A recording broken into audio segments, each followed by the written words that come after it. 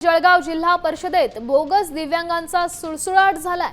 तब्बल 22 जणांची दिव्यांग दाखल बोगस निघालेले आहेत। पुनर्तपासणीच्या पहिल्याच टप्प्यात 50 पैकी 22 अहवाल हे बोगस निघालेत आणि त्यानंतर प्रशासनाने कारवाईचा बडगा उगारलाय। आतापर्यंत 13 जणांना घरचा रस्ता दाखवलाय। सीईओ मिनल करनवाल यांनी 31 जानेवारीचा अल्टिमेटम दिलाय आणि भ्रष्ट कर्मचाऱ्यांचे हे सगळेच धाबे दणाणले।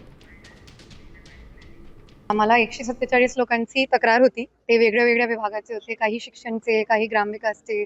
तर आम्ही मेडिकल कॉलेजला तपासणीसाठी पाठवलो आणि त्यात ज्यांच्या मध्ये तफावत आढळली म्हणजे 40% पेक्षा कमी त्यांना आपण सस्पेंड करतोय आता, किंवा ज्यांच्याकडे UDID कार्ड नाहीये, जे की 2019च्या GR प्रमाणे कंपल्सरी आहे, त्यांनी आपण सस्पेंड करून कार्यवाही करायला हवी।